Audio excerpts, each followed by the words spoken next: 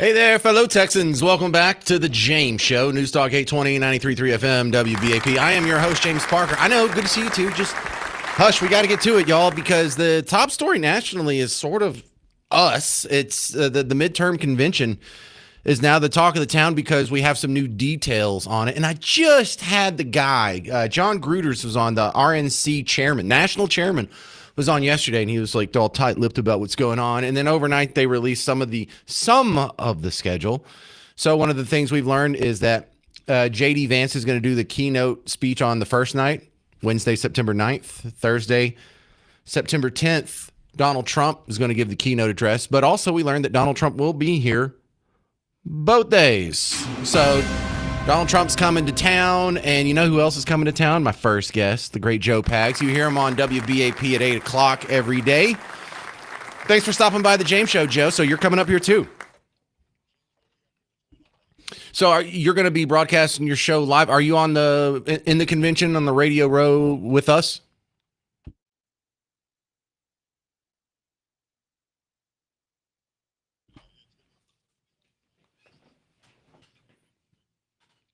Never seen it for a midterm, and I was expecting something like CPAC, but I don't think they're going to have all the booths set up. I was talking to the RNC chair yesterday, and I think one of the big differences in CPAC is the level of security that's going to be going on around here. Did y'all have to jump through some extra hoops to get your booth yet, or is that something Sam took care of?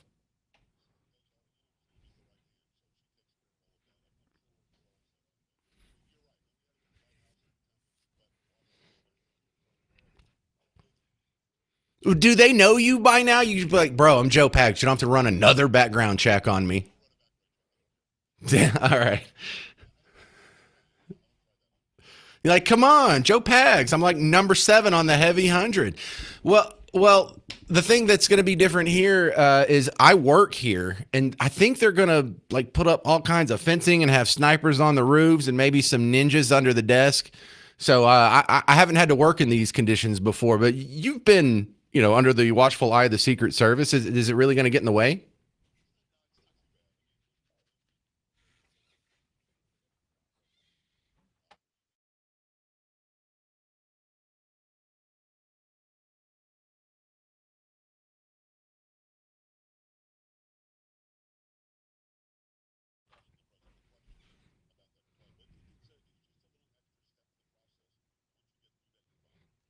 So Joe Pags, the rumor, if you listen to some of my Team Blue friends, is that the Republicans must be scared because they've never had a midterm convention, but they're having one now, and they're putting it in Texas because they think Tallarico could win. Is this really about Tallarico?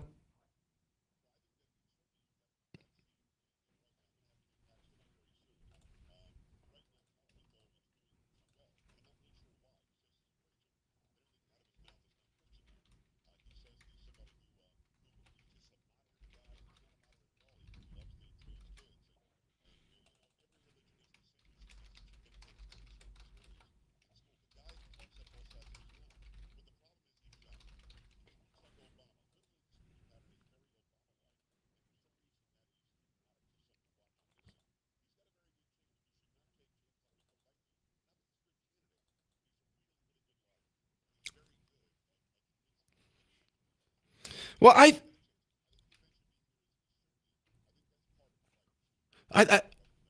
one of the most difficult things that you have to overcome every election cycle is just the ubiquitous media narrative against anything that's team red. And so I don't even think there's anything special or demeaning about James Tallarico versus other candidates. It's just we have so many low information voters go out there, and almost none of them know what you just said, Joe.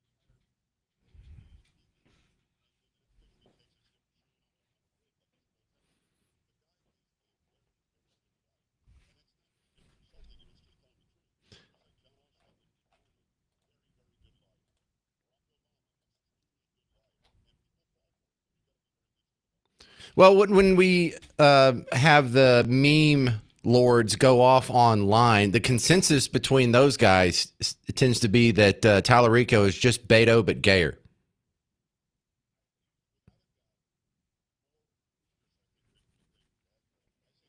Beto.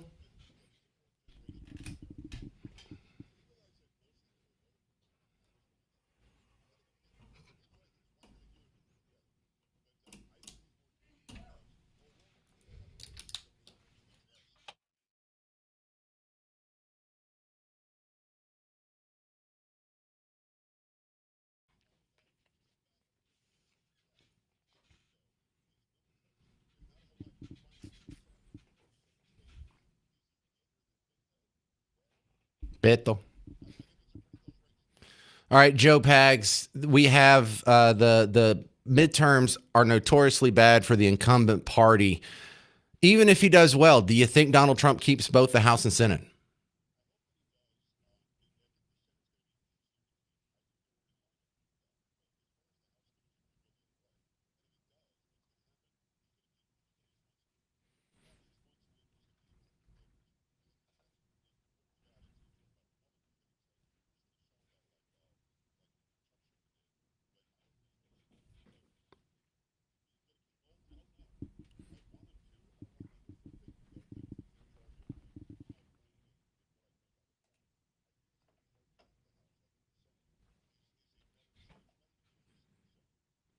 Hmm. Gain a seat in the Senate. I think that's the first time I've heard anyone make that prediction. But where would we pick it up? Minnesota, maybe Michigan.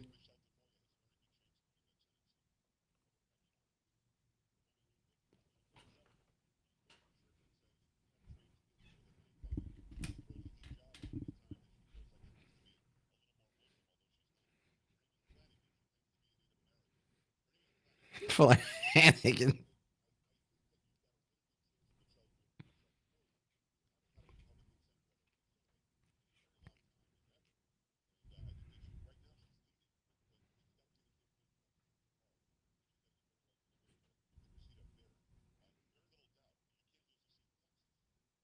Joe Pags, what's coming on the show tonight? I got to wrap it up here. You're coming on in a few hours.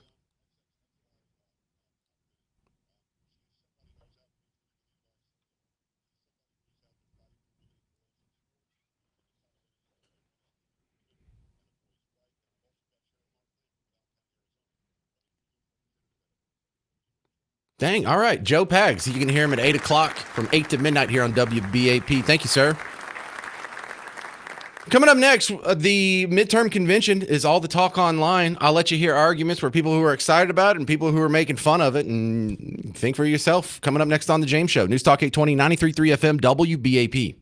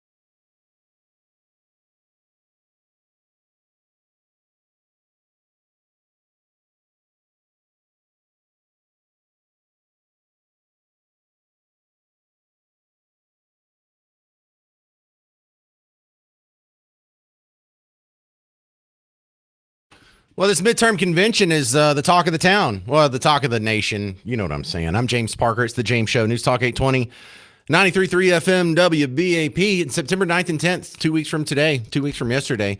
The first midterm convention from either major political party is happening where I'm sitting right now. I'm at the American Airlines Center. Like when you walk into the American Airlines Center through the front door, you know how there's the offices on either side, like a little 5-story office building. I'm in one of those. And it's pretty cool in the fact that I get to observe what this top security apparatus is going to look like. And I'm allowed to tell you some things. I'm already not allowed to tell you some things. Did you read all that stuff, Garrett, from the Secret Service that we had to fill out and stuff? Are you to keep your mouth shut about certain things, or did you just sign it and not read it? All right. But you have to come in because it's only the people that have to be here that are going to be allowed to be here during the convention. And look, you can't blame the guy. He's already had like 4 different people try and shoot at him. But in this one, if you're a person that can do your work from home, they're telling you to work from home. Now, I am happy that this is getting so much national attention. I think that's absolutely fantastic.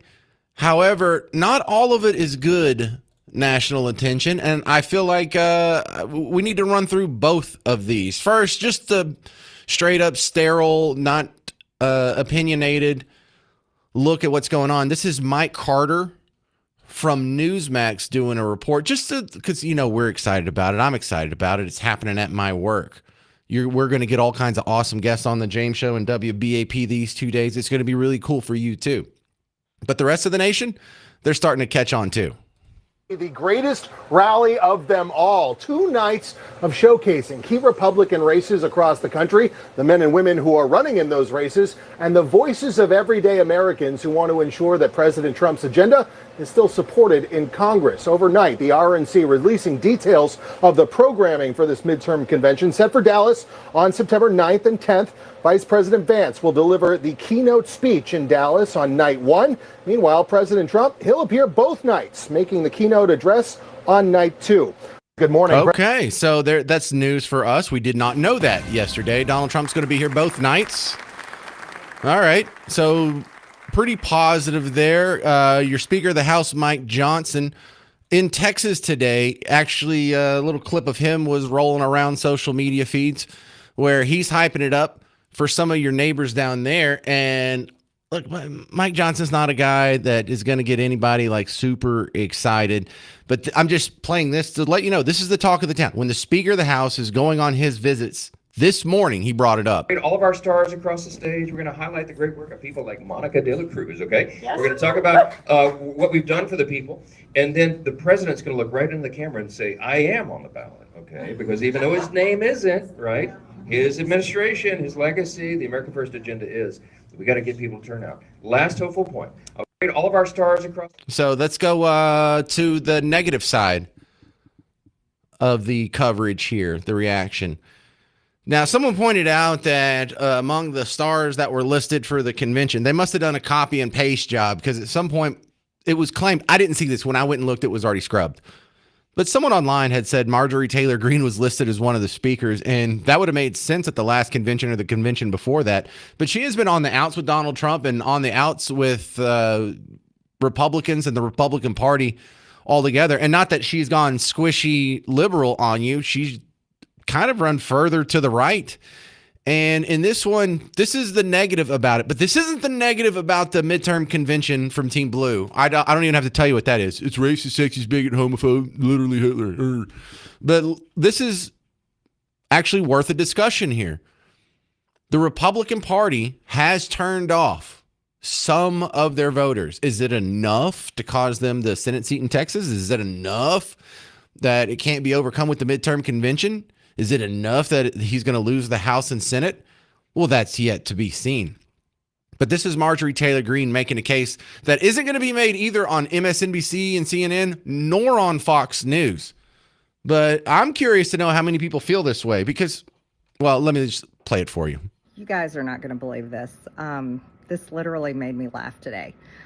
So let me tell you what I just found out. I found out that my name is on the website for the big GOP convention being planned in Dallas, Texas, coming up for the midterms here. And so, yeah, my name's on the speakers list. And I found that absolutely hysterically funny. And I was like, what kind of speech would I even give? I mean, imagine being a Republican campaigning right now. What do you campaign on? Do you campaign on no more foreign wars while the president drug us into a war with Iran on behalf of Israel? Is that what you campaign on? Do you campaign on affordability, lowering the cost of housing and groceries and gasoline? That's pretty hard to do, especially under full Republican control. Affordability has not gotten better. Cost of housing hasn't gotten better. And gas and diesel is not better at all because of the president's broken campaign promises and betrayal of him running off and going to war with Iran and bombing a children school, blowing up a bunch of kids and then totally denying it or claiming it's under investigation. What else do you campaign on? Oh, wait, stopping the trans agenda on children. Well, it's kind of tough when Senate Republicans refuse to pick up the bill, my bill, as a matter of fact, that would make it a felony to perform transgender surgeries and treatments on anyone under the age of 18. My bill passed the House, but Senate Republicans haven't touched it. And oddly enough, Vice President J.D. Vance, he was the leading Senate sponsor when he was a senator. So odd they haven't touched that one. Maybe they really don't mean it. What do you campaign on? The Maha agenda? Oh, wait. They gave full protection to glyphosate. Kind of hard to campaign on Maha on that one. And COVID vaccines are still running rampant because it still has FDA approval. And then they approved another mRNA vaccine for the flu. Jeez, I mean, where do you go from there? Oh, we could talk about putting America first in our food supply, except the president just threw American cattlemen under the bus and is now going to import a bunch of foreign mystery meat, I guess from Argentina, oddly enough, where they just sent the meat back because it had problems. Even China rejected Argentina's meat. So it's pretty tough to find things to campaign on. I can't imagine what kind of speech I would give, which is why I won't be giving a speech at the GOP midterm convention in Dallas. So they need to take my name off of the list. They took her name off the list. But there's the back and forth. And I'm not in a position to fight back against a whole lot of that. I think about half of that was spot on. In fact, I would add a whole lot more, but it's not just the Republicans. Like if you're a Democrat, you have a lot of the same gripes as well. Now, you understand this because I'm assuming you're on Team Red or at least Team Red sympathetic. Isn't it a little odd that the party that's supposed to be fiscally conservative seems to have no interest in balancing the budget, not even reducing the deficit or cutting the deficit in half? Like, what big cuts have they made? When more than 70% of our budget is socialism, I think there's some big cuts that are on the board that should be on the board that they're not even talking about cutting.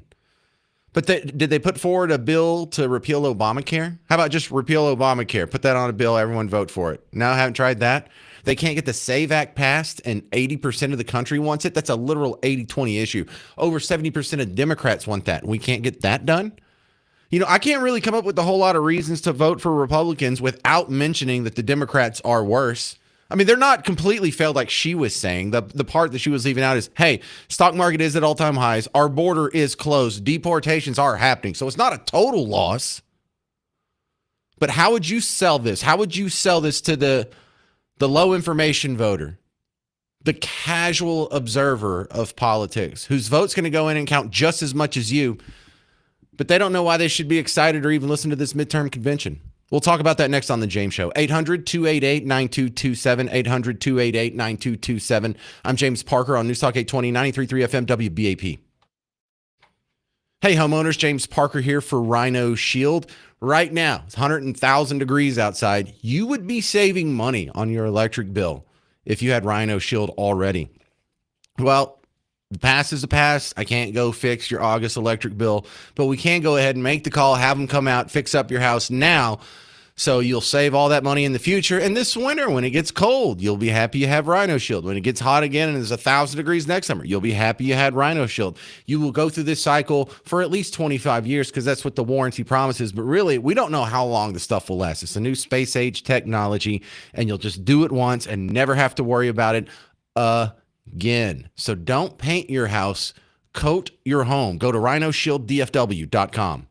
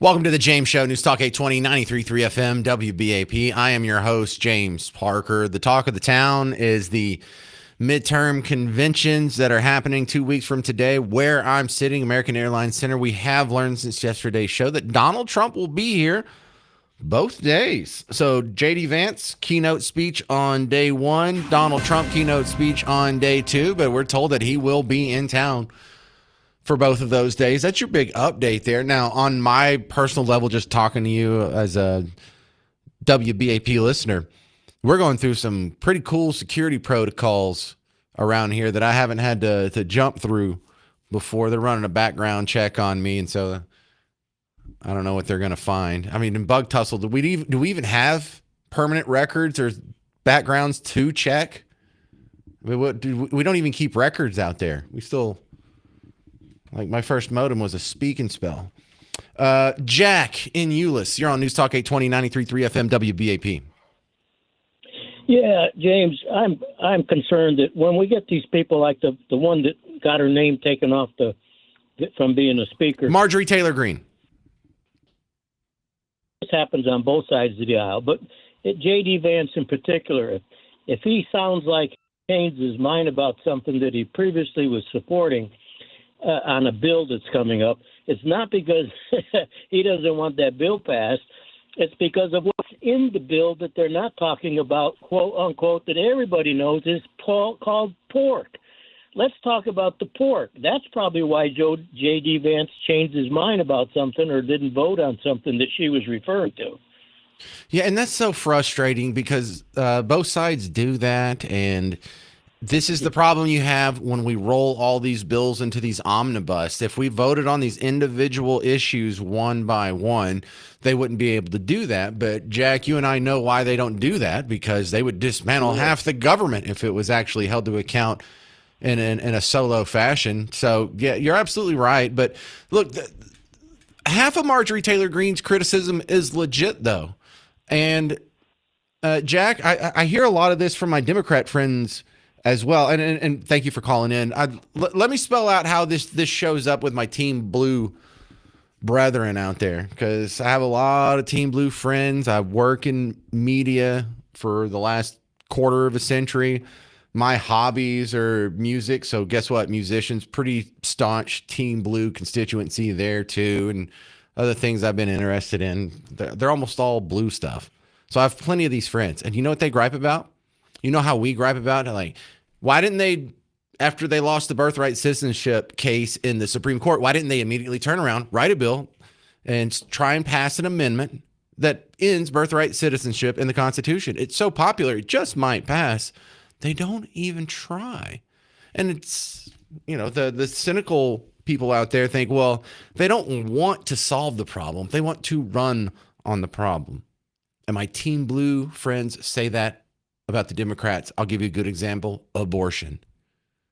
Your entire life, all of your Democrat friends have just wanted abortion to be legal. They've just want, and at no point did the Democrats, even when they had the House, Senate, and presidency under Obama, they never sat down and wrote out a law that said abortion is legal and then tried to get it, not even vote on it, not even present it, not even get everyone on the record of where they stand on it. They haven't even tried for 5 seconds to actually accomplish what is one of the most emotional and powerful issues that they have. And the cynical among us make a similar conclusion. They don't legalize abortion because they don't want legal abortion. The small d Democrats want legal abortion. The big D Democrats, if that issue ever gets resolved, they lose power. They lose an incentive to get you to vote for them. How many women would consider the Republican Party if the abortion thing was all settled and passed and behind them, if they didn't have abortion hanging over their heads? Well, the Democrat Party doesn't want to find out, so the Democrat Party doesn't really do anything about it. But how do we win people over that are on the fence? I don't know. I think you have to be more like a Marjorie Taylor Greene than the go along, get along to go along type. The other crazy subplot that is happening here locally around the midterm convention is this idea on Monday in the city council. There's a finance committee meeting, and they were mentioning that it was cost $1.8 million for the Dallas Police Department. And that's just the preliminary estimate that was put out at the finance committee meeting on Monday.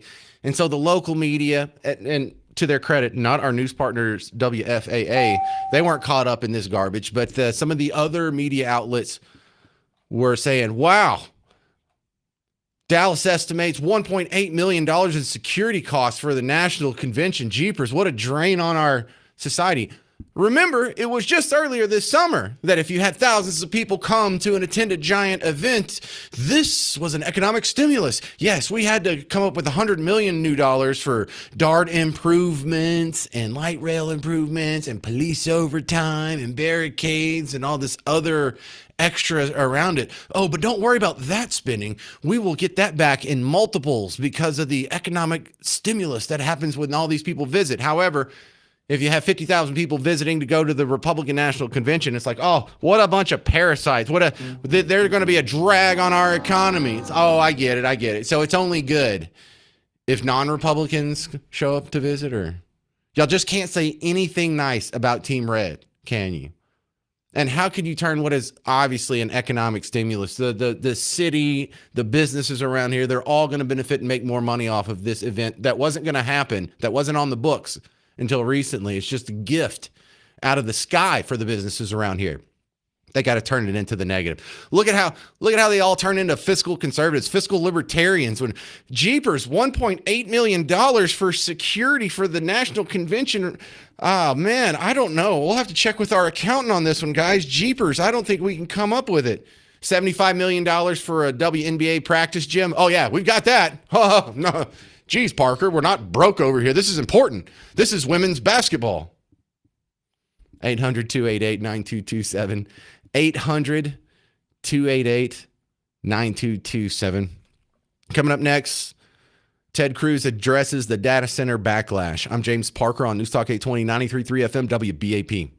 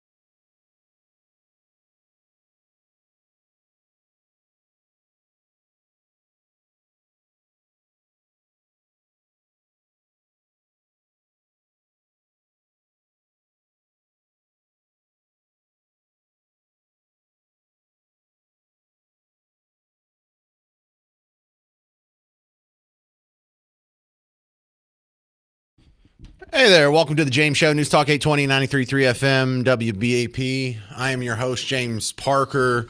A couple quick notes here. Start your day with the WBAP Morning Show from 5 to 9.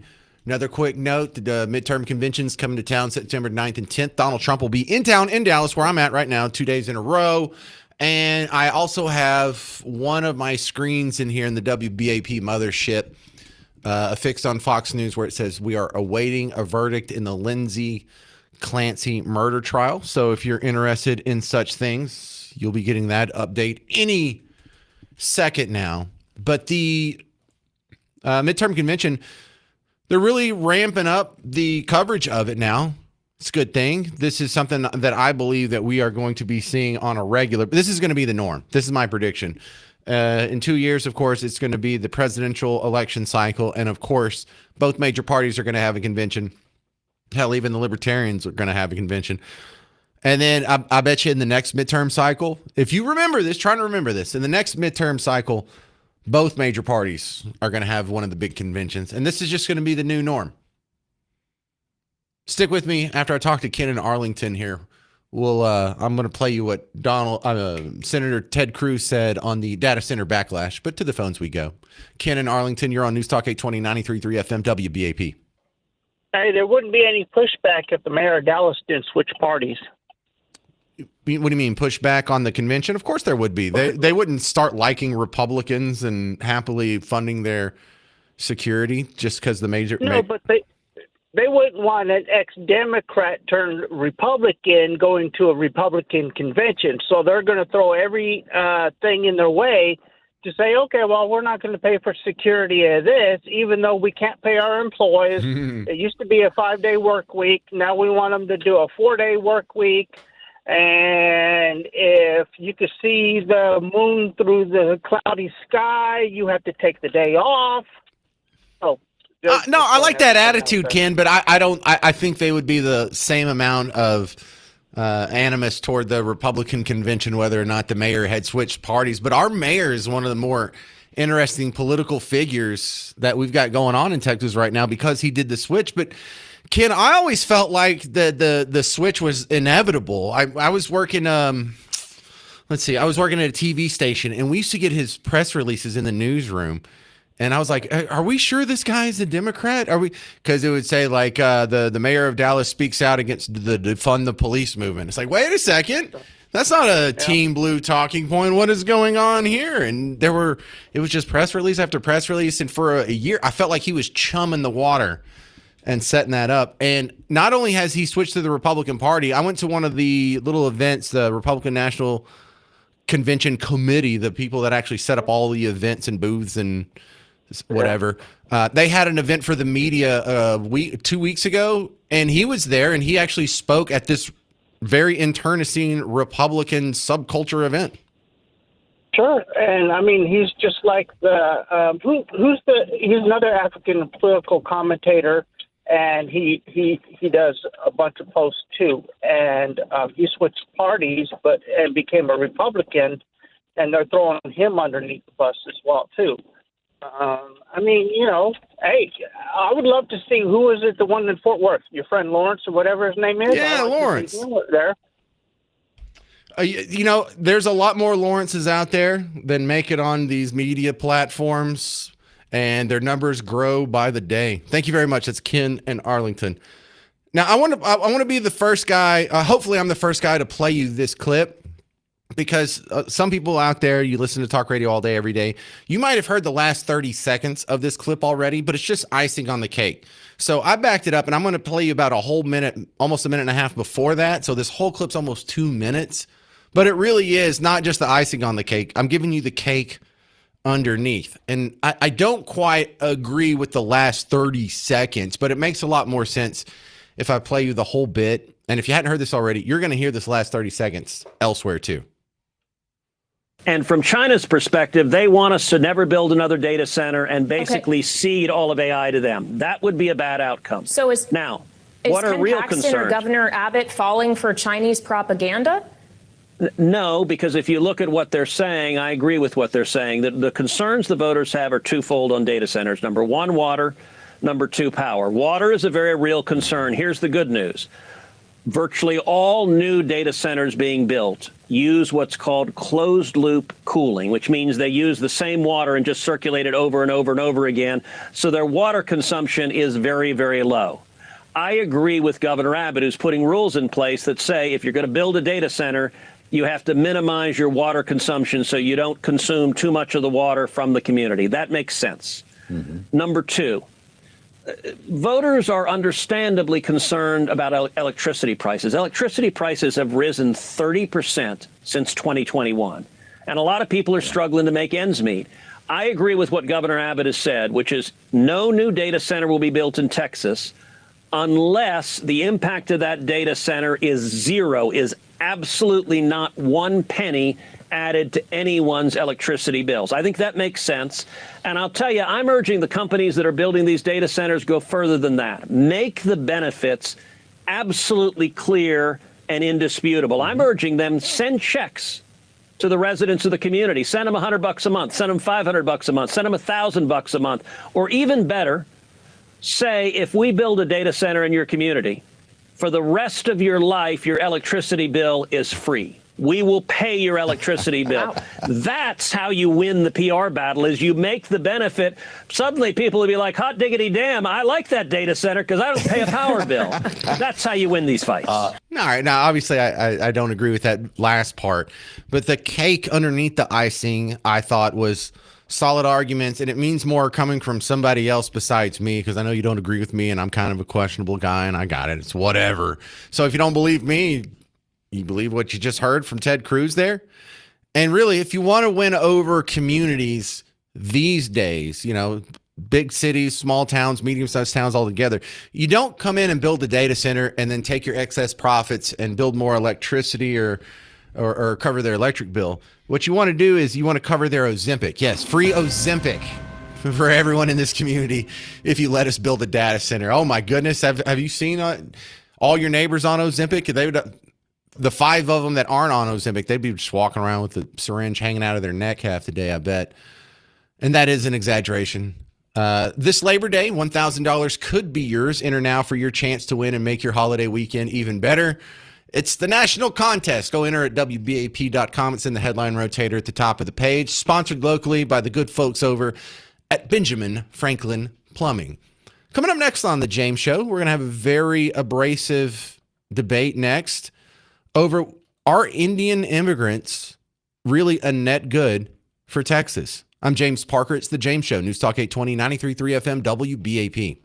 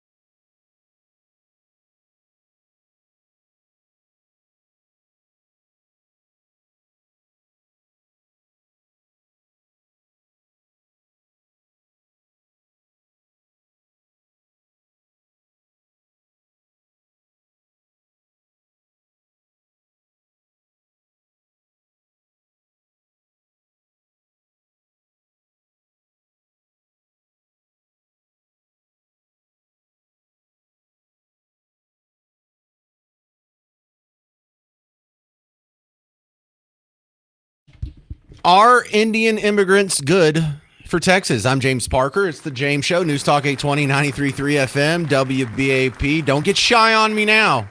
This is the kind of important conversation that we don't need to be shying away from. And the question could have been asked 20 years ago and you'd get a much different answer. Because if you don't have a giant influx of immigrants, a lot of the problems that we discuss that are going on now don't exist. If you don't have, because for those of you who just stumbled onto this show for the first time and have no idea what's going on in North Texas, when I first started in radio in 2002, Frisco was 2% Indian immigrants. Now it's a third, like 33% Indian immigrants. And that's not just a small detail.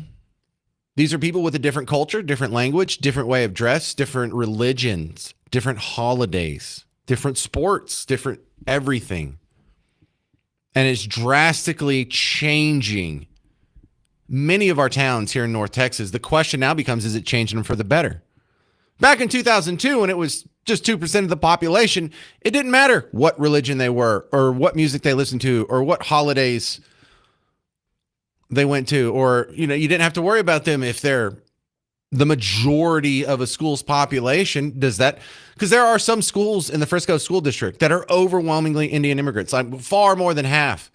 So do y'all even celebrate Christmas anymore? Or do you do the Festival of Colors or Diwali, or how does this work? So a lot of these issues are only coming to the forefront because we've had a ridiculous amount. Hundreds of thousands of immigrants have moved to these enclaves in North Texas in the last 20 years. And this is where the convulsions are coming from. So Chris Kerner, he's a guy, he has a podcast called The Kerner Office. Get it? Because it's Kerner and Kerner Office. But it's about building a business, and he owns like a bunch of RV parks, and he built a subdivision. He seems like a successful guy. Seems like a guy that actually, it looks like a pretty good podcast here.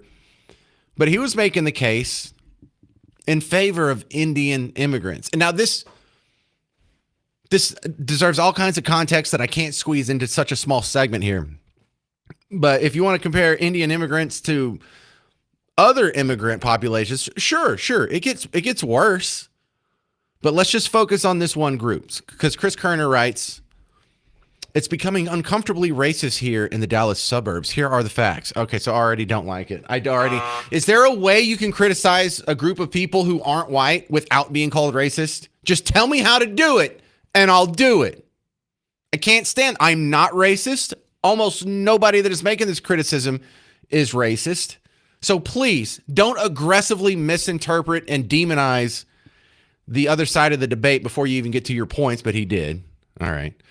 He says Indians are 2% of DFW and own 5.3% of its businesses.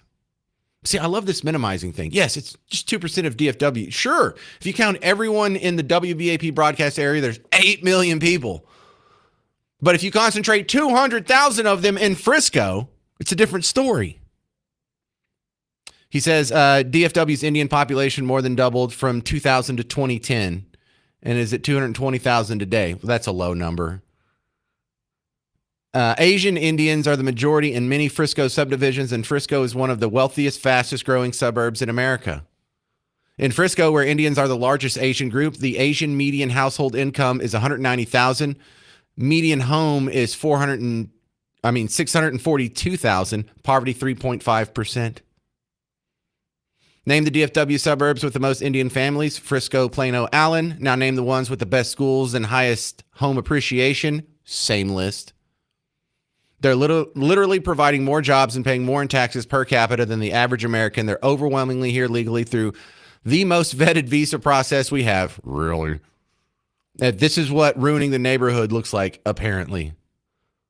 The real reason no one can afford homes here is but we need to build more houses, and nearly half of DFW construction workers, also immigrants.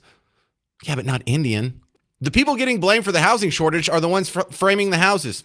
That's an unfair conflation, and you know it. My wife and a friend recently hosted a nonprofit children's entrepreneurship market. Guess who most of the winners were? Yup. Isn't America supposed to be competitive? They make us better. The H-1B visa program has real abuses, but families in Frisco aren't the problem. Mark me down as pro-Indian. So Steven Crowder did a clapback on his show that he posted yesterday. Now, I'm going to read you some of the stats that he typed out.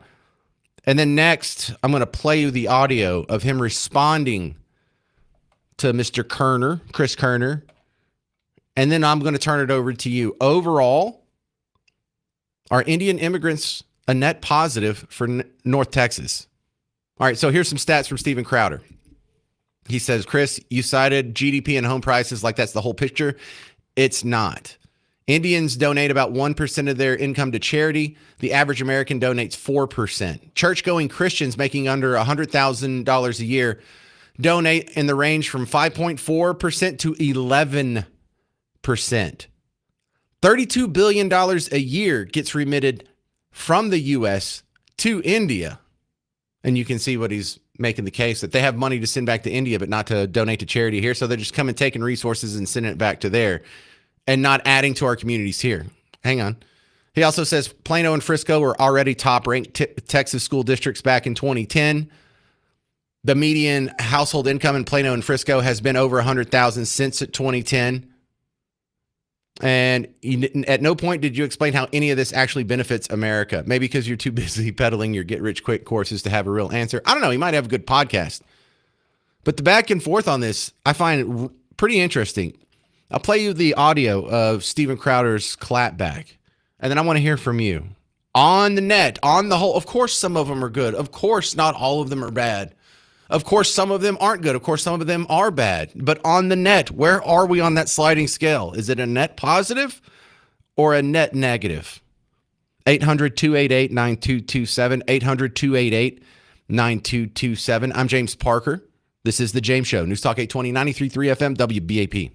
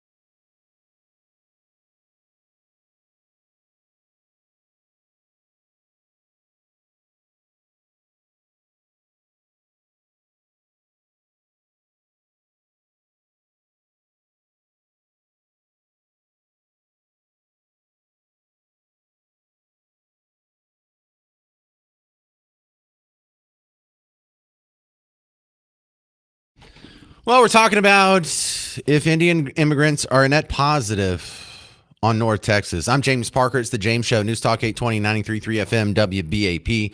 Now, let me tell you, before I play you Steven Crowder's clapback to the list of statistics from Chris Kerner, I think they can be. If we use the immigration system, I think in the spirit as it was written, the question to this would be, the answer to this question would be, of course they're net positive. But they sold to you the H-1B visa system. This is going to be only for jobs that employers can't fill, that if there's a specialized set of skills and we just don't have enough Americans to fill it, and we tried to offer to Americans, but there wasn't enough, programmers or whatever it is to go around. And geez, if push comes to shove, it's better to bring in someone who can do this, and we can keep this commerce going. We can keep this company going. And that's not what it's been in practice. In practice, what it's been is twofold. Number one, if it's a skilled job that American already has, he can be replaced with a much cheaper person under the H-1B visa program, even though someone already had the job. And that's what it's been used for primarily. Secondarily, you've also noticed how many of these people coming here working no-skill jobs are here on H-1B visas? The guy at the gas station, the guy driving your Uber, the guy doing your DoorDash, the guy that shows up in all of these other unskilled jobs. What is he doing here? How many of those are H-1B visas? So it's a lie. It hasn't lived up to what it was supposed to be, especially considering that computer programmers, and I mean, ladies and gentlemen, Americans out there with a computer science bachelor's degree have a higher unemployment rate than the general population. This is how much the H-1B visa system has been abused and how much it is a lie. And because it does that, because it has replaced and destroyed the careers of tens of thousands, if not hundreds of thousands, of computer science programmers, engineers, and other somewhat skilled jobs, I think it's a net negative. I think if it was used as intended, it would be a net positive. But when all you're doing is importing people to destroy the lives, careers, retirement savings of American families needlessly, of course it's a negative thing. Now, let me play you Steven Crowder. And if you want to add in your 2 cents, 800-288-9227. But Steven Crowder has a little bit of a chip on his shoulder.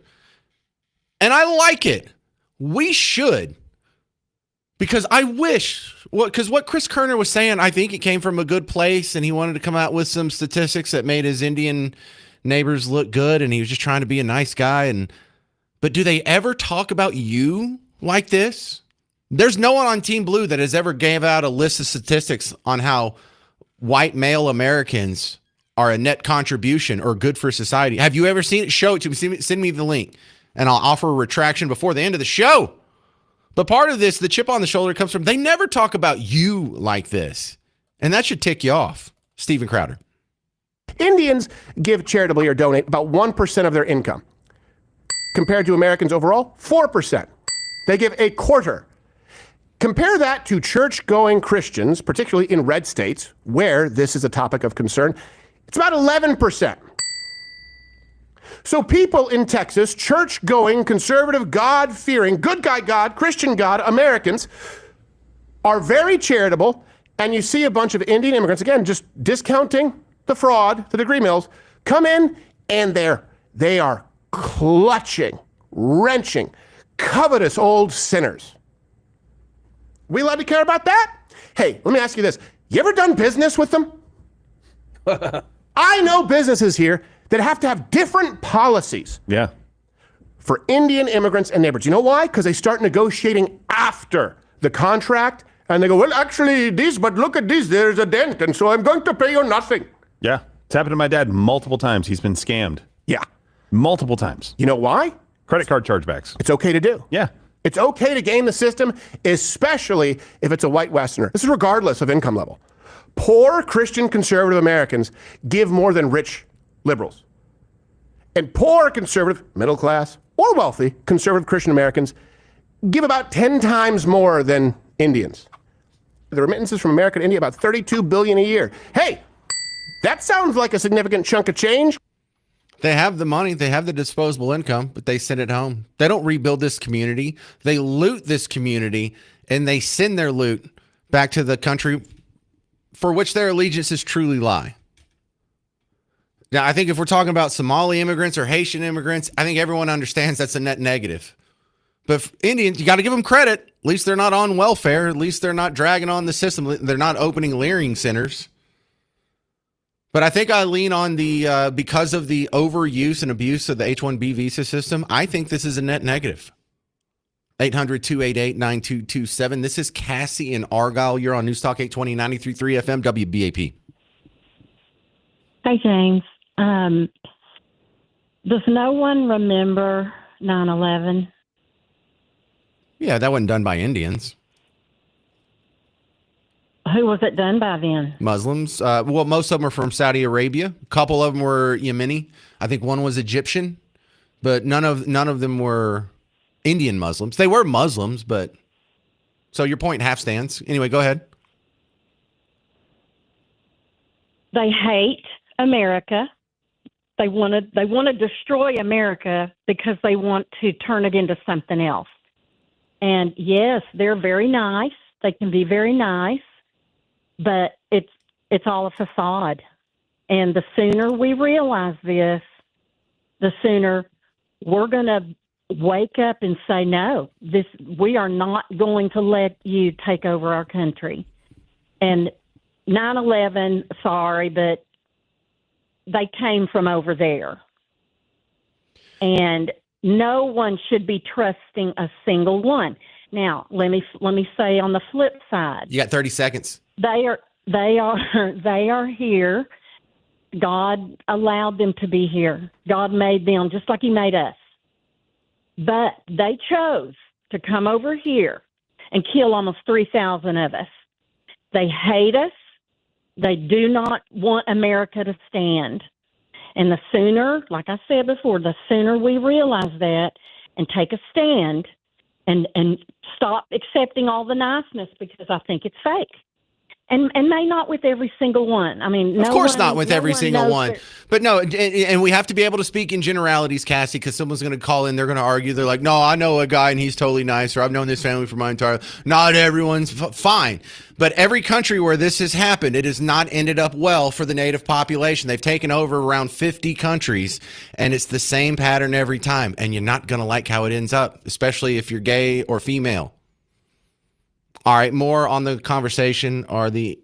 Is the influx of Indian immigrants good or bad? I'm James Parker. It's News Talk 820, 93.3 FM, WBAP.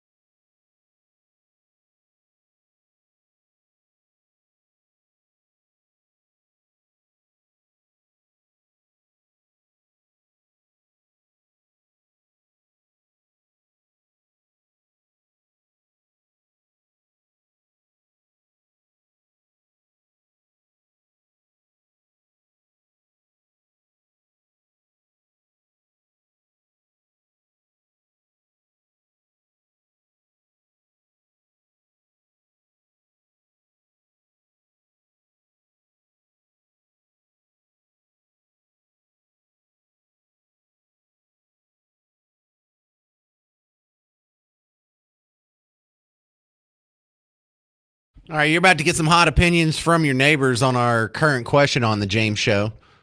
I'm James Parker. It's News Talk 820 93.3 FM WBAP, and the question's not a difficult one.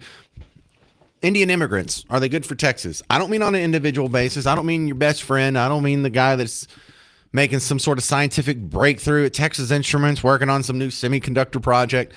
I'm talking about the hundreds of thousands of people that have come into North Texas, most of which are taking jobs that were previously held by Americans or otherwise would be held by Americans. They are displacing American workers. They have driven computer science professionals into one of the highest unemployment rates, higher than the national average.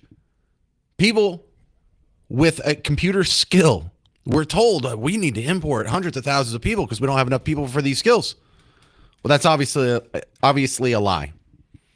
So unskilled people are coming here and taking the jobs of unskilled workers. You see it with the truckers. You see it with Uber. You see it in about 28 other instances that you see it at Dallas ISD. Really, we need to import a janitor from the other side of the planet.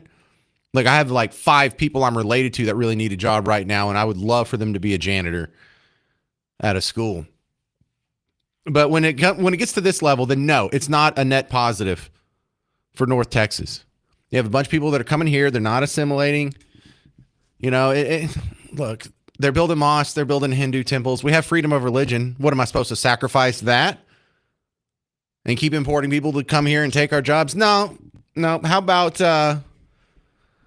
we stop this, reverse as much of it as we can? And if we have to pay a little bit more for our computer programmers, then fine. If we have to pay a little bit, it's the same thing as the other illegal immigrants, like the Hispanics that come and pick our crops. If I have to pay a little bit more for a carrot, then it's totally worth it. But let's see what your neighbors think. Ron in Dallas, you're on News Talk 820, 93.3 FM, WBAP. Are Indian immigrants good for Texas?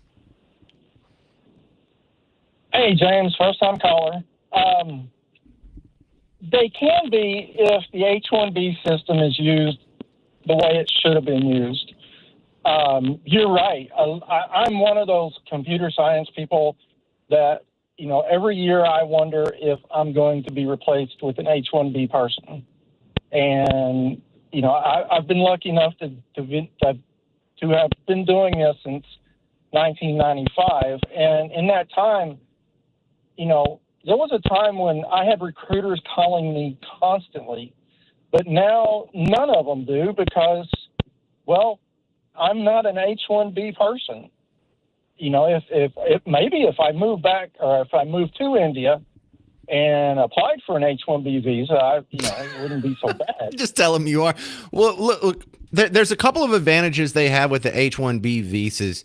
And not only do they get to pay a significantly lower salary, but they have these people locked in. You own them. Because if Ron in Dallas goes and he works for EDS or Intel or Texas Instruments or any of the other awesome companies that have their headquarters here, and he gets a better offer from some other company, he's out.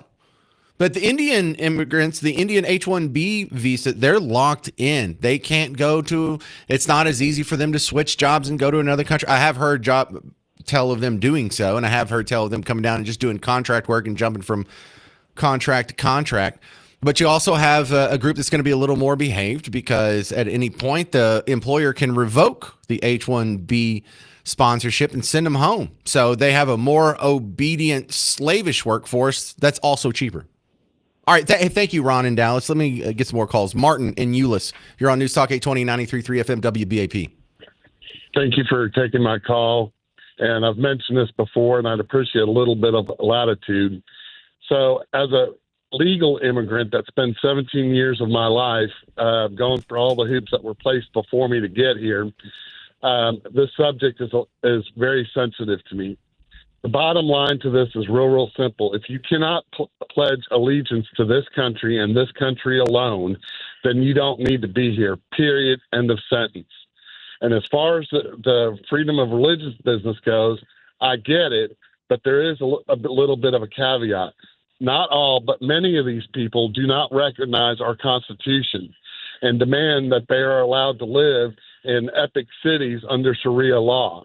If you're not willing to live under our constitutional system of law, once again, you should not be here and you need to leave as quickly as possible. You End know, of sentence. I think that is the great litmus test. If you want to live in Sharia law, get the hell out. This country's not for you. There are 50 countries that already have Sharia law. Go live in one of those. And it's the headscarf thing. You know, I saw a white lady wearing a headscarf the other day, and she looked just super duper American. And that made me wanted to just bang my head against the nearest grocery store shelf, because I was thinking, you have traded in a culture of freedom and women's liberation and equality and voluntarily gone and put yourself in chains. What is going on? I was just gonna say this. One of the things that's really curious to me is where's all the feminists at? I mean, if you're a feminist and you're embracing Sharia or the Muslim culture, and the gays, you think the gays are like, we have queers for Palestine? It's like, are you insane? That's it. Yes, the answer is yes. They are insane.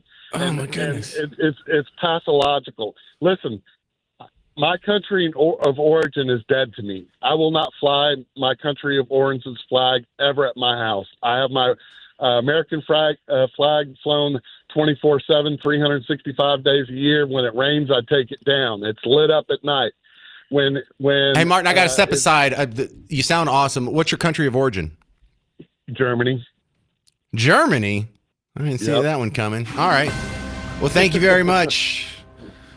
That's Martin and Euless. I have a bunch of other people on hold who are going to tell you their thoughts on the big question of the hour. Are Indian immigrants good for Texas? I'm James Parker. It's The James Show. News Talk 820, 93.3 FM, WBAP.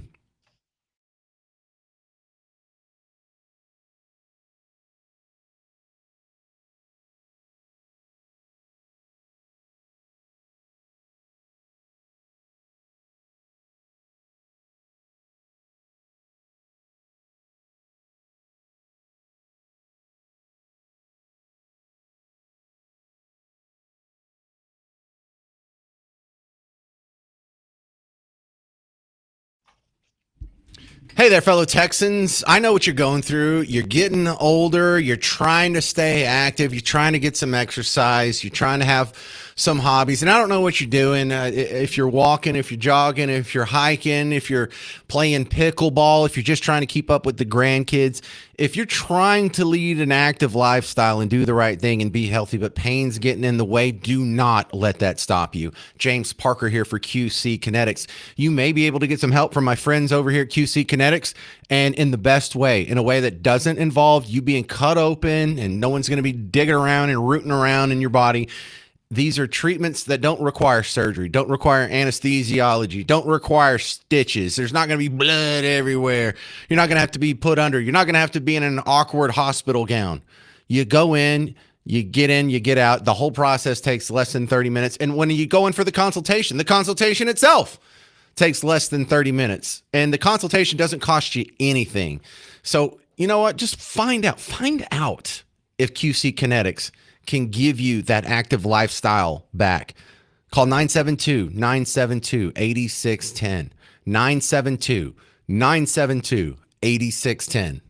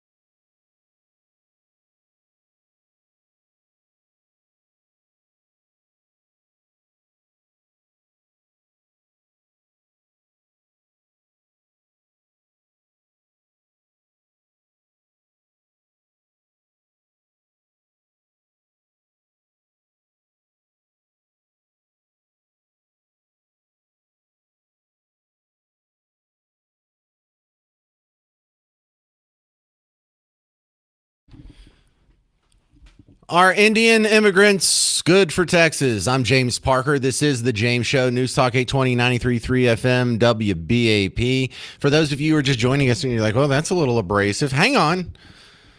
The spirit of the law, the H-1B visa law, you got to bring in people when jobs can't be filled, especially if there are specific skill jobs that can't easily be replaced. Makes no sense for unskilled jobs, but that's not how it's been in practice. What it's been in practice is big companies and corporations exploiting the H-1B visa system specifically to put Americans out of jobs and pay foreigners at a fraction of the cost. Now, granted, it has allowed some of our products that we enjoy here in America, especially on the tech side, to be a little bit cheaper than they otherwise would be. But hundreds of thousands of Americans have lost their careers and had their future flushed down the toilet. And had this whole career with a degree and all this experience add up to nothing. And they didn't even do anything wrong. They train their replacements. They're thrown out on their butts. And now they can't even go drive Uber or get behind the wheel of a big rig because you got H-1Bs taking up those jobs too.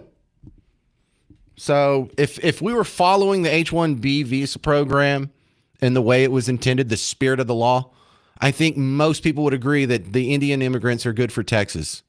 But there is such thing as too much, and we're past that.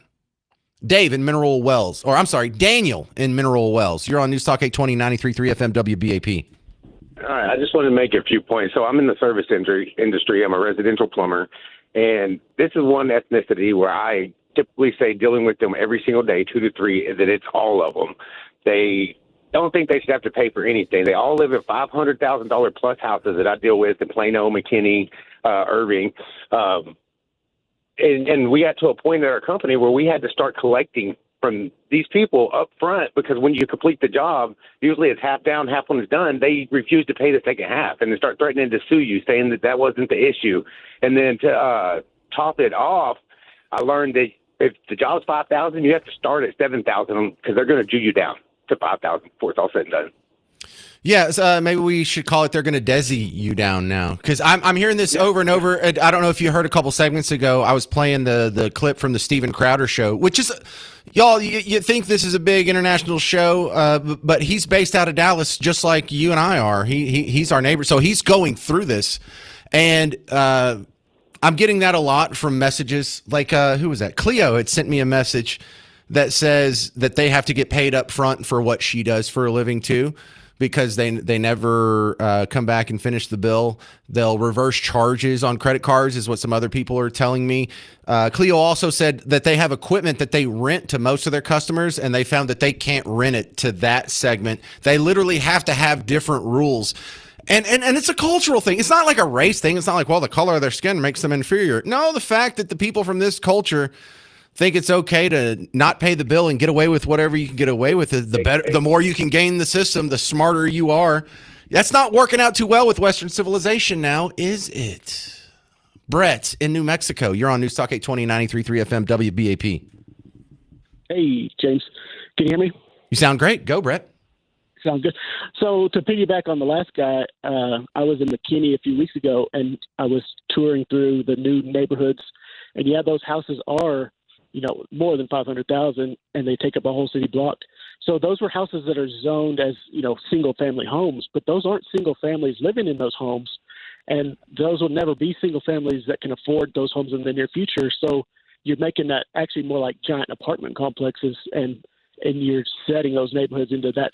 That's going to stay that way forever. Yeah, Brett, I had a realtor from the area named Kelly Smith on a few times this year, and she was telling me all kinds of real estate laws that they're breaking. If you're going to put a house up for sale and make it available like to the public, then you can't discriminate against, who you put the offer to.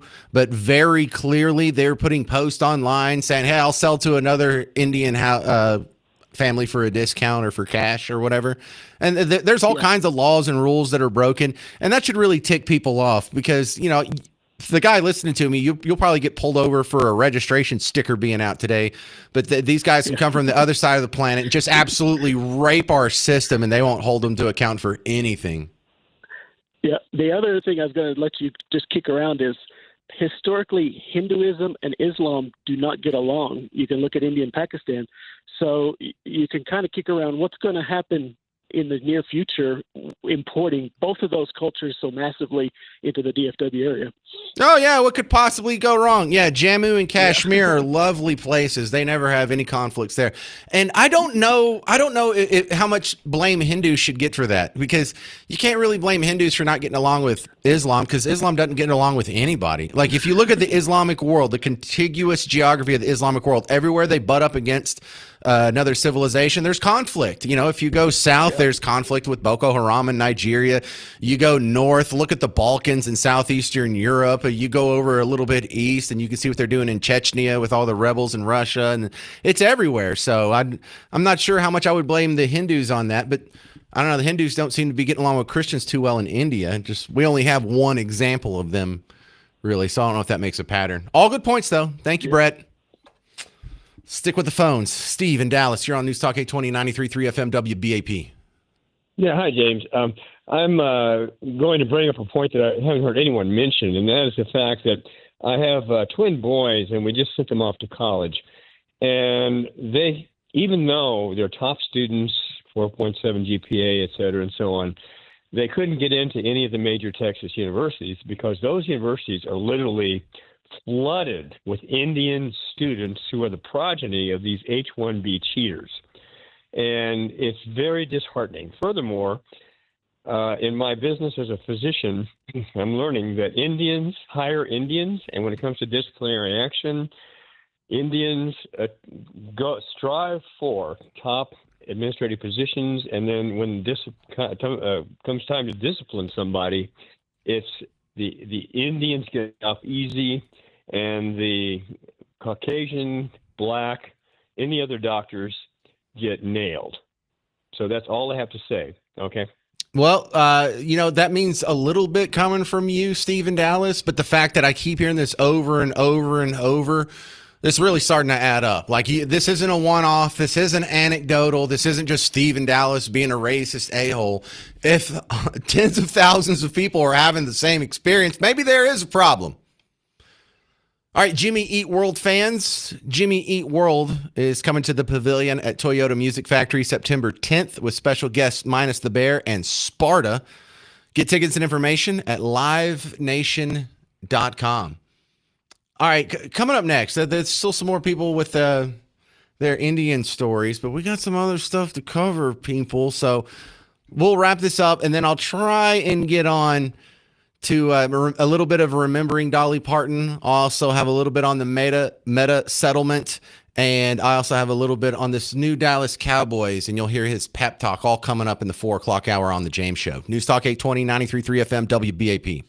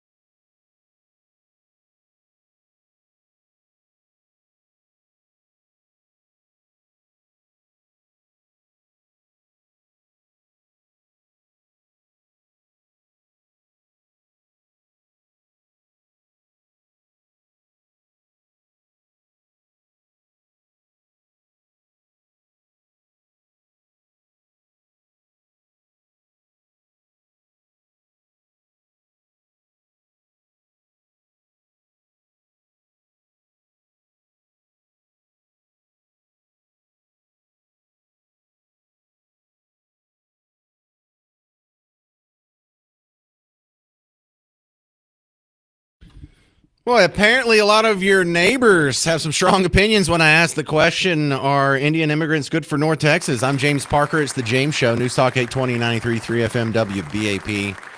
For those of you just joining the show, don't get all offended or sensitive here, because I think we've all generally agreed that a small amount of Indian immigration for the right reasons, for the right jobs, for the right purposes would be a net positive for Texas. But we're way past that point. We have H-1B visa holders that are coming in, not taking up jobs that Americans won't do, literally kicking them out of their jobs. I played you the story on yesterday's show about the guy who had to train his replacement. And after he was done, he took his life. And I'm not making this up. This isn't some rando posting this on Facebook, and I'm just reading it unverified. This was what J.D. Vance said. This was from August 21st. I remember when somebody would come to school and tell me that their dad had just found out that he had lost his job, that the factory that employed their parents was going overseas to China or to Mexico. In other cases, American workers didn't just have their jobs destroyed, they got told they were being replaced by a foreign worker, and then they had to train that worker before they got replaced. Some of these stories have made national news, and they've stuck with me. 3 years after the Wall Street Journal called for the free movement of labor, a computer programmer, not a mill worker, a computer programmer by the name of Kevin Flanagan was let go at the bank that he worked at. And the bank, they told him, you're only going to get your severance package if you trained a foreign replacement to do your job instead. And it's a heartbreaking story because he did it. He dutifully did what he was asked to do. And on his last day, he packed up his things, he walked to the office parking lot, he got in his truck, and he shot himself. So you can't say that the immigration was good for that family. Is the trade-off worth it? Let's go see what your neighbors are saying here before I get in trouble again. Sammy in Oklahoma, you're on News Talk 820, 93.3 FM WBAP. James, are you familiar with the Sherman Denison area and Choctaw Casino?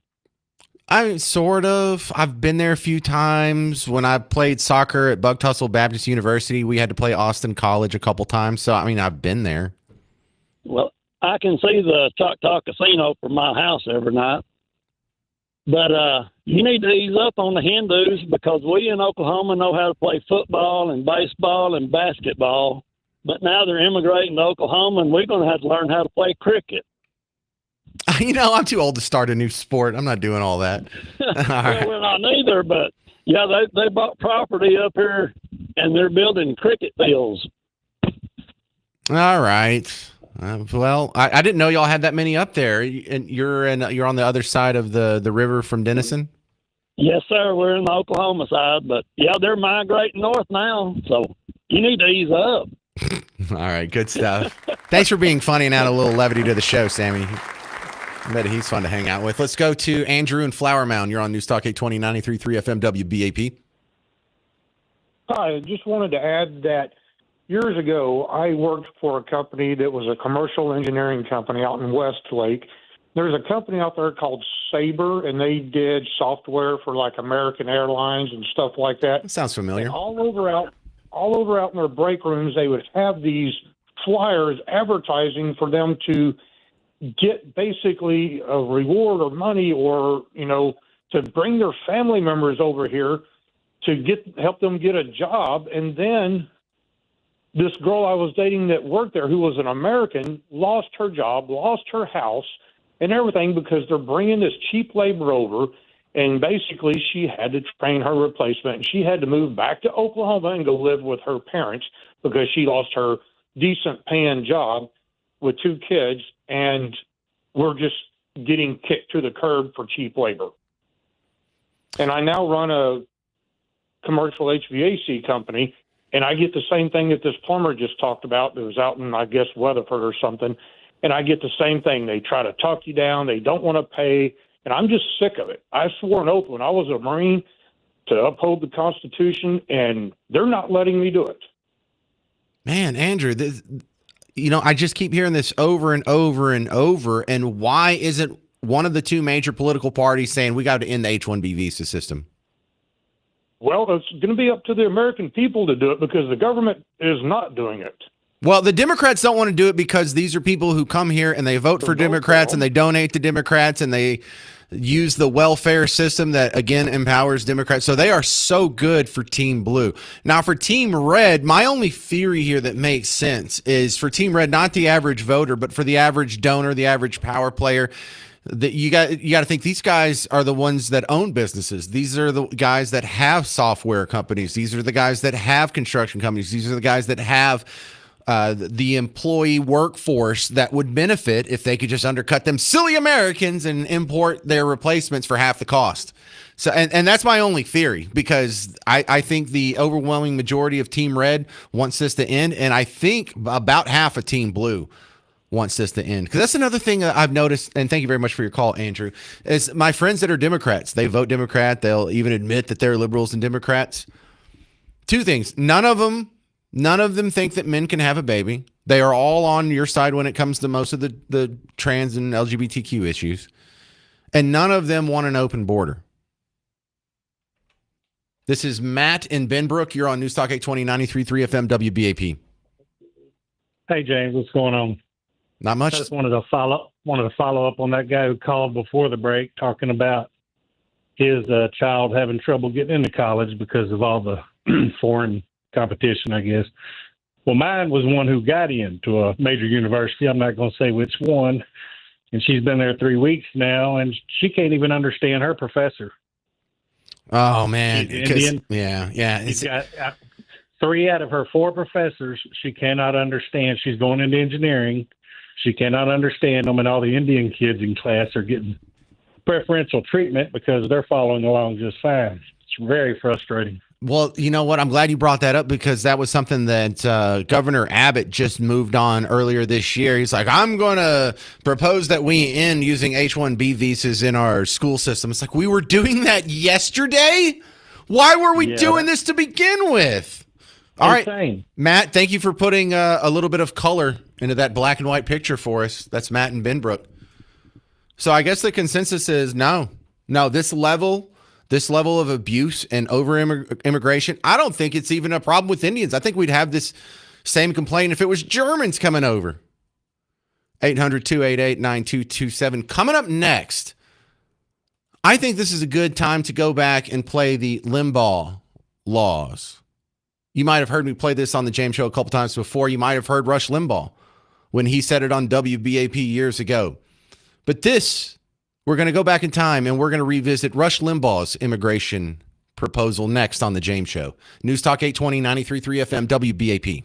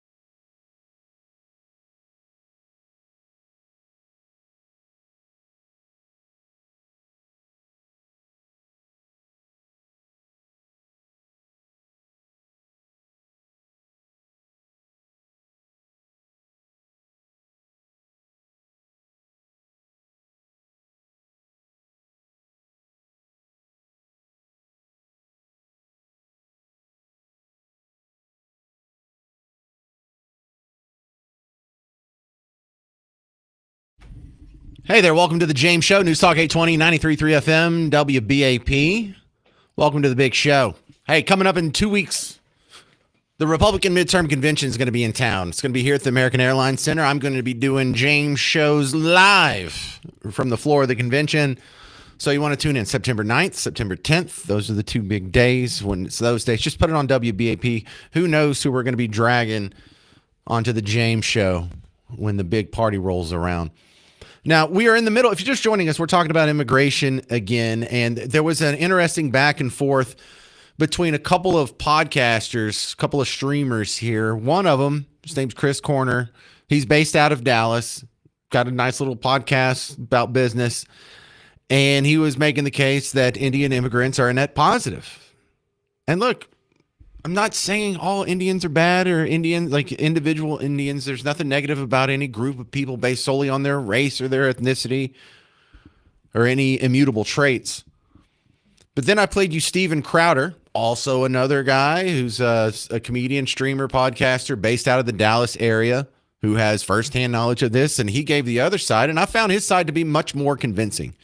Now, in the interim, we've heard from a bunch of your neighbors, every single one of which agreed with Steven Crowder. Now, I'm sure there's other people that have differing opinions and they just didn't call in, but I don't think this is even close to a 50-50 issue. Now, if you want to catch on to the wisdom from the godfather of talk radio, the great Rush Limbaugh, he has spelled out his immigration preferences long ago, and they've been memorialized in a 90-second video.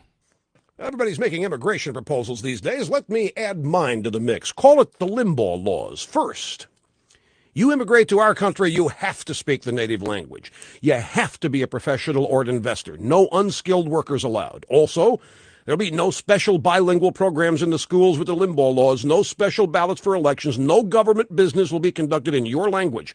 Foreigners will not have the right to vote or hold political office. If you're in our country, you cannot be a burden to taxpayers. You are not entitled to welfare or food stamps or other government goodies. You can come if you invest here, an amount equal to 40,000 times a daily minimum wage. If not, stay home. But if you want to buy land, it'll be restricted. No waterfront, for instance, and as a foreigner, you have to relinquish individual rights to the property. And another thing, you don't have the right to protest. You're allowed no demonstrations, no foreign flag waving, no political organizing, no bad-mouthing our president or his policies. You're a foreigner. Shut your mouth or get out. And if you come here illegally, you're going to jail. Now, you think the Limbaugh laws are harsh? Well, every one of the laws I just mentioned are actual laws of Mexico today. That's how the Mexican government handles immigrants to their country. Yet Mexicans come here illegally and protest in our streets. How do you say double standard in Spanish? How about no mas? All right, so there's the great Rush Limbaugh doing the Limbaugh laws. And if we had just followed that, would there be any leering sinners controversy? No, because they wouldn't qualify for any of our social programs. So would we have the problem with the home health care or the hospice center fraud or the daycare fraud or the learning fraud or the medical transportation fraud or the H-1B visa fraud? No. I think one of the most frustrating parts about this situation, this storyline, is how easily it would be fixed if only the people in charge wanted to. Kendall in Thorndale, you're on News Talk 820, 93.3 FM, WBAP. James, thanks for taking my call. And what I want to say is the three things that the people from India want to be is attorneys, lawyers, and engineers. They also speak the King's English. And I knew the sales manager for IBM India and also one of the vice presidents. So what they don't realize is that I was talking to Walmart today to order a part, and he was in India. So they speak the King's English, and I've dealt with a doctor who's Parkinson. They go to med school at 17 years of age. So that's the real key there. I didn't know the guy I was talking today was in India. So they're driven to be either engineers attorneys or lawyers? You know, I think that's to their benefit. That actually speaks well of them. Because when we talk about the Somali immigrants that are coming over here, they're not overwhelmingly falling into these high skill, and it's not just high paying, it's high production there. And what is it, 70-80% of Somali immigrant households are on welfare. After 10 years, it's still above 70%. So what you just said actually, I think makes a good case for them more than it is a detriment. Well, let me say that there's over 100,000 Indians working for IBM. Oh, I believe that. All right, thank you, Kendall. Let's go to, this is Tyler in Princeton. You're on News Talk 820, 93.3 FM, WBAP. Hey, James, thanks for taking my call. Just had a real quick thing because this is all very recent and my first time experiencing this personally. A kind of a twofer for you. My wife works in the health industry. She's home health nurse and recently got laid off from her job because AI somehow was able to take her position. So now that we're looking for jobs, we've been noticing looking through these job listings that a lot of these places, including like Medical City McKinney, they only have job listings for visa, H-1B visa holders. So you can't even apply to, I mean, there are pages long, like a lot of positions open that you can only apply to if you had an H-1B visa. Want to get your take on that. That should be illegal. And in fact, that runs completely afoul to the H-1B visa law, or the spirit of the law. Clearly, no one's getting handcuffs thrown on them and being arrested and charged with a crime for this. But the whole reason the H-1B visa was sold to us was under the guise of this is going to be for the poor small business out there who can't find enough of these hard to find niche skilled workers. And if we have to import them from somewhere, then, as our sort of our last resort, then I guess we'll use these H-1B visas. And now they're just using it to front load the employment search process and pay half of what they were going to pay your wife, Tyler. You know what this is. It's really not that complicated. They're undercutting Americans. They're screwing over Americans for the benefit of not just foreigners, but also the evil, rich businessman who's already making millions and millions of dollars and whatnot. And it's crazy when you put it in the context of like the minimum wage arguments that are happening, because they're like, well, you just don't want wages to go up for poor Americans. I'm like, no, you don't want wages to go up for poor Americans if you're importing their competition. So it's amazing. They only like when wages go up if government is forcing the hand and taking liberty away from people in their private contracts. But when the very obvious negative consequences of a flood of cheap workers comes over here and depresses American wages, I'm a racist if I argue against it. That's a no-win situation there, folks. Dan in Frisco, you're going to be my last word on this, Dan, so don't stink. Hey, James. Thanks for taking my call. Yep, go ahead. I have firsthand experience with this. I've been dealing with, I'm in technology, so I've been hiring regular workers. I've hired H-1B visas. But I can tell you first, they do not make what they're supposed to make as opposed to their American counterparts. Now, most everybody thinks that anyway, but I can tell you firsthand that most of the people that are H-1B visas get paid about 60 to 70%, and some of them even get paid half. What do you mean? Explain that. Where's the rest of it go? Well, the rest of it, you're just undercutting the regular worker, right? So you just pay them half the wage, the salary. That you would pay an American citizen. I thought it sounded like someone was skimming. No, I mean, well, that does happen with some of these companies that actually do the staff hog. I've seen a few executives get let go of that for that sort of thing. But what's really happening, though, is a lot of these H-1B visa people come over here, and we're not talking about, like, say, you're just your software engineer. We're talking about your executives. And then they infiltrate the bigger companies, and then they start bringing in more H-1B visas. And pretty soon, the entire technology departments are consumed by the H-1B visas. And that's where that's what I've been seeing a lot of. And it's very frustrating because even if you have people that you want to bring in that are citizens, They don't want to pay Dan, for them. this ticks me off too because half of the country is so hypersensitive about white people being racist and white people getting preferential treatment and white privilege and white people pulling strings and white people not giving opportunities to other races. And then here is a bald-faced example of it happening over and over all day, every day. And no, they don't see that one. No. We're only concerned about racist if it's against you, if it makes you look bad. If they're screwing you over, though, Parker or Dan in Frisco, then that's not a problem. All right, I got to get off this. I got a couple more things to cover here. First, Meta made a settlement.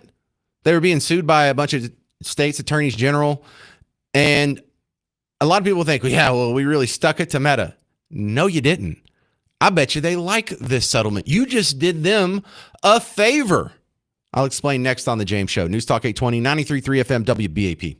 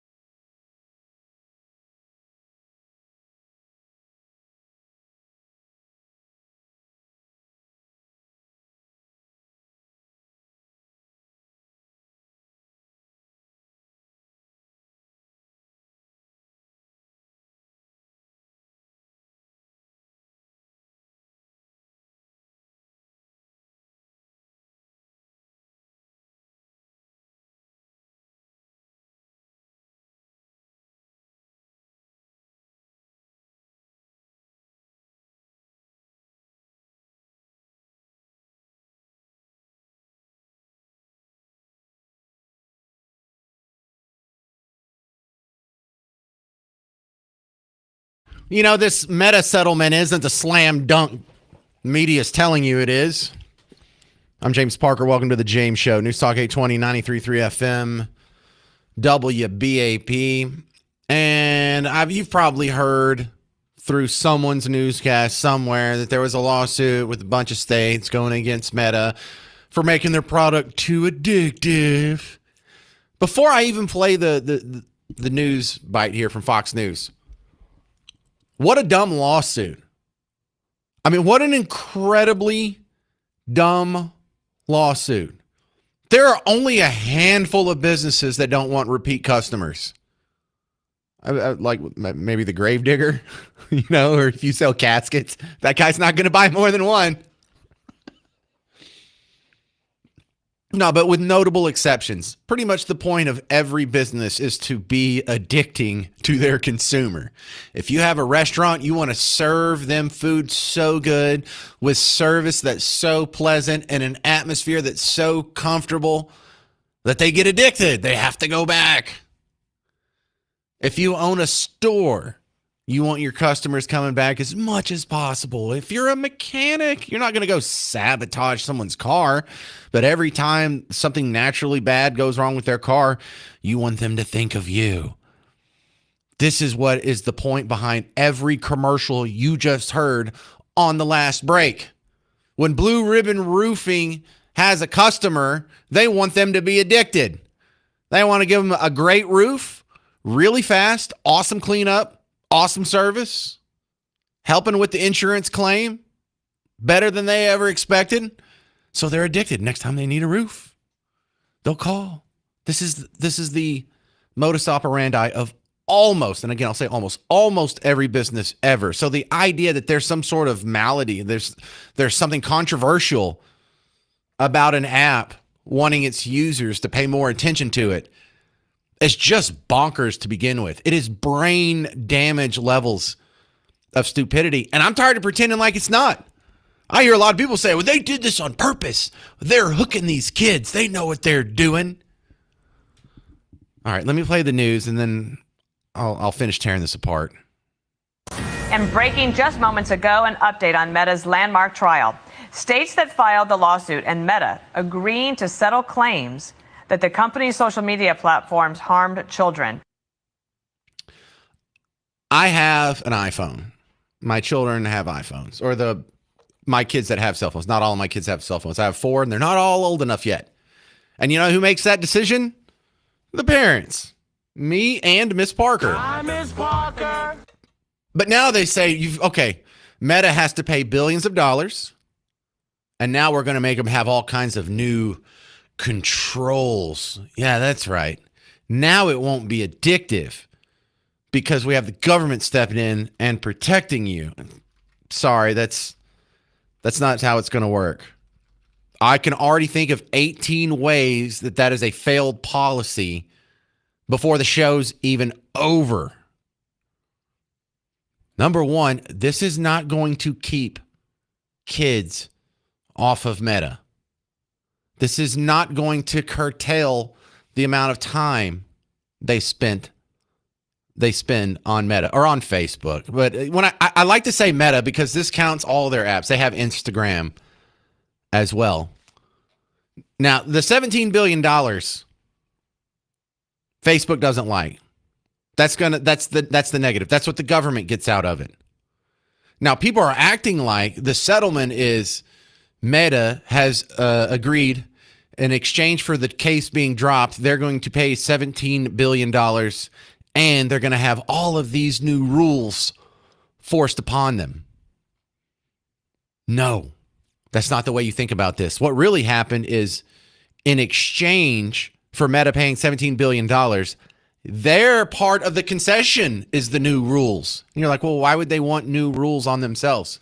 No. It's not going to be new rules on themselves. It's going to be new rules on the social media industry, which means the barrier for entry for any upstart competitor to Meta just made the moat a little bit wider, just made it a little bit more expensive and onerous to rise up and challenge Meta or Instagram or any of the other existing social media platforms that made their rise without these extra rules on them. But kids can get around this in 5 seconds. One of the rules is they won't be able to stay on for more than a certain amount of time, or they won't be able to stay on overnight. And if you think that Meta is just going to say, okay, well, if you have a teen account or a kids account, then you got to follow these new rules. These kids are going to go around them and figure out how to get adult accounts, and it's not going to stop them. And here's the other devious part. For you people who think, well, it's a good idea, we should limit their amount of time. We already have the ability to do that. We have parental controls on our kids' phones, and Miss Parker can go on right now and turn off all their apps if she wants. Or she can say you only get 1 hour a day on Facebook, or you only get 1 hour a day on Instagram, or you only get 1 hour a day on your text messaging. You can shut it down for the whole thing. You can have it only where a handful of people can call in and text, and you make it just family. You can have the whole thing turn off every day at bedtime at 8 o'clock. You can have another rule, one of the rules in the Parker household: no phones in your room. If you're at home and you're using the phone, you have to be in a public space. There's all kinds of rules. Parents can take care of it. The technology was taking care of it. Apple was taking care of it because parents were demanding it. These were totally unnecessary new rules. This was a new grab of power. A new lever of power has just been claimed by the powers that be because of this case. And it's not punishing Facebook. Facebook loves it. You just did them a favor. Damn it. You just calcified the existing elites in their positions in the tech world because you made the moat a little wider for new guys to jump in. Good job. Good job. Economic illiteracy wins again because people are scared. And the whole basis for the argument is, what about the children? Pretty much beats every red flag on the James Show into the ground. They did everything but accuse you of racism in this one. 800-288-9227 if you got anything on that. But coming up next, we're going to end the show on a very positive note. There's a new player on the Cowboys. And it's the first time anyone from his tribe has been in professional football. And I don't mean that as a euphemism, literally his tribe. You'll hear his story next on News Talk 820, 93.3 FM, WBAP.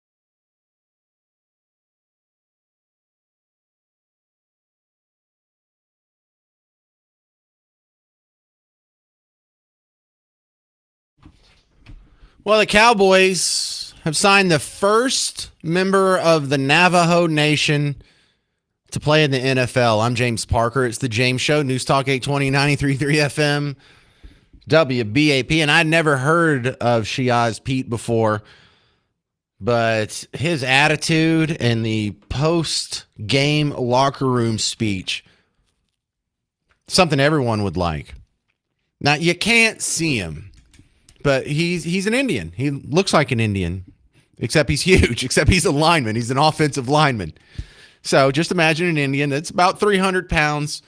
And what did he do at the combine? He benched, he did 18 reps on the bench press. The bench press is 2 plates on each side, 225 pounds, which I'm a man of size, and that's about my max right now.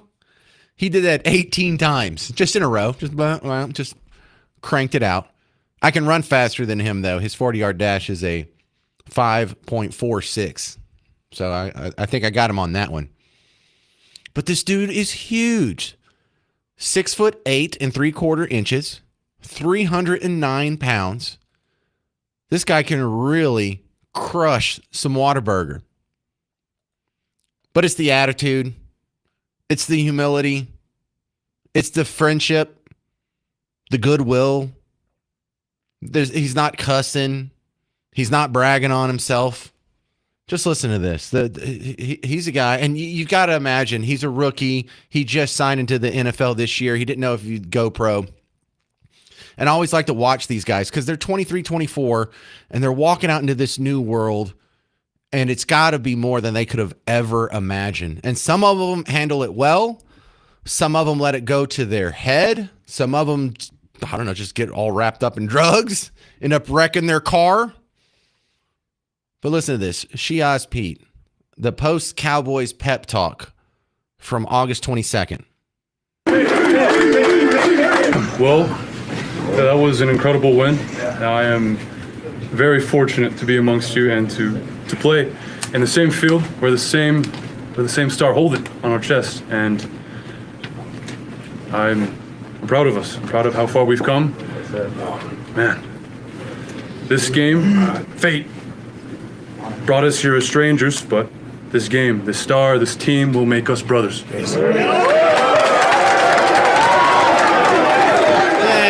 how do you not like that guy? Seems to really appreciate where he's at. All right, I'm going to end the show today.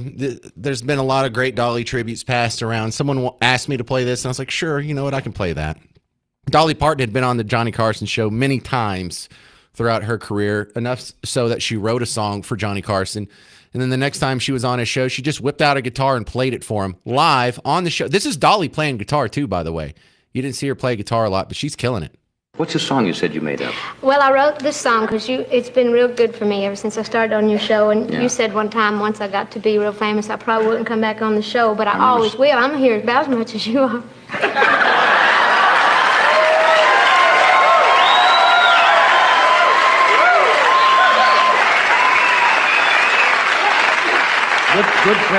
Good friends can say that. Yeah, well, that's what I mean. We can say anything. But I was only kidding because everybody kids you about it. Yeah. I only like the show. Well, I think other people do a good job, but I only really like to watch it when you're on. Thank you. And I don't call it the Tonight Show. To me, it's the Johnny Carson show. You're saying all the right things. No, I'm serious. So, You want me to hold that for you? no, I'm going to pick it a little. As good as I can with these nails. But it's all in the words, and it's, I think it is. Now, it's not supposed to be too serious, so. I have come a long way from the hills of Tennessee, and I've worked hard to make the folks back home real proud of me. Now everybody knows my name, no matter where I go, but I never really made it till the Johnny Carson show. Dreamed of stardom since I was just a kid. $1 million dream beneath this $13 wig. In my bell-bottom jumpsuits with my rhinestones all aglow, I became an overnight success from the Johnny Carson show. From polyester paradise nice to silk and satin frills. From a 48-foot mobile home to a mansion on the hill. From moonshine to rare wine, from a Packard to a Rose. But I never really made it till the Johnny Carson show. Now there's only one small problem. Sometimes I get disturbed. The folks sometimes get me confused with Monty Rock the Third. But still I think it's worth it, and I just thought you should know that I'll always owe a special thanks to the Johnny Carson Show. Ah, what a good way to end the show. I'm James Parker. That's going to do it for the James Show. If you need more James Show action, go check out the James Show podcast and all the awesome video clips I put up on all the social medias. Stay put. Mark Levin's coming up next. You're listening to News Talk 820 93.3 FM, WBAP.